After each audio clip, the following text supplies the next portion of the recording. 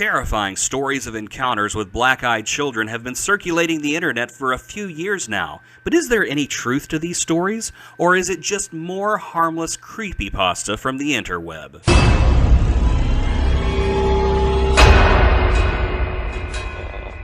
On January 16, 1998, American journalist Brian Bethel posted an online message about his encounter with two strange children with solid black eyes.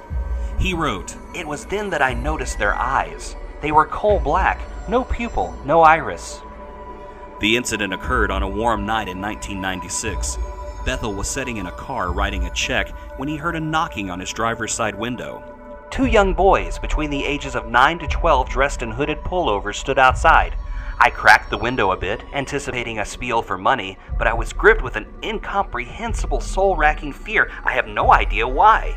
One of the boys asked Bethel for a ride, claiming they wanted to see a movie but had left their house without any money. While Bethel mulled over if he should give them a ride or not, the boys tried to convince him that he should let them in his car. The journalist thought, "It wouldn't take long. They're just two little kids. They don't have a gun or anything." He glanced away, still unsure of what he should do. When he looked back, Bethel said, "My mind exploded in a vortex of all-consuming terror. Both boys stared at me with coal black eyes, soulless orbs like two great swatches of starless night."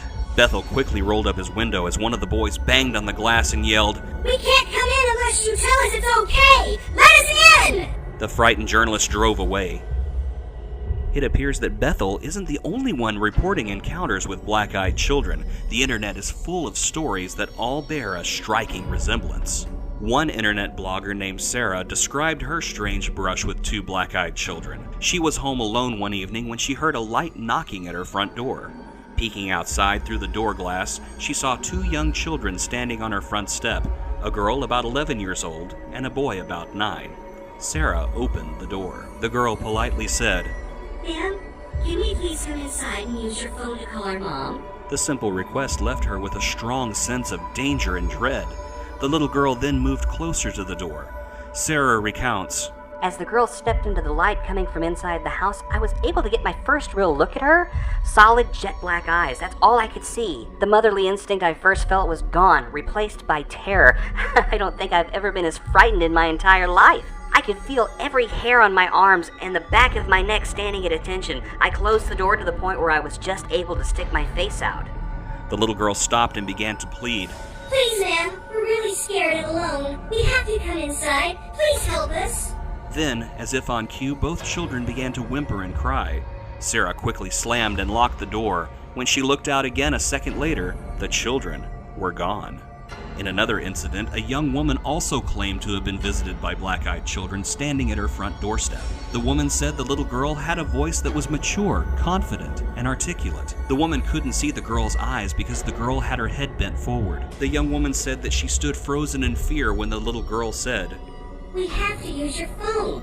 Slowly and silently, I backed away from the door, my dog Lucy cowering at my ankles. The little girl became demanding and almost hostile. "We're not gonna hurt you. If we wanted to do that, we would have broken in. I'll ask again, may we come in and use your phone?" The dog snarled, and although I moved away from the door, something inside me seemed to slowly pull me back to the door to let them in. I didn't, of course, and shortly I discovered they were gone. I wasn't able to sleep that night, and I haven't slept right since. The internet is full of stories of people claiming to have seen aliens, monsters, ghosts. Maybe some of these stories are true, but they're disregarded due to all the hoaxes proliferating online these days. Could the black-eyed children stories be nothing more than an urban myth in the making? Or could they be real encounters with something more sinister? You can decide that for yourself if you should waken late one night to a soft, persistent knocking at your door.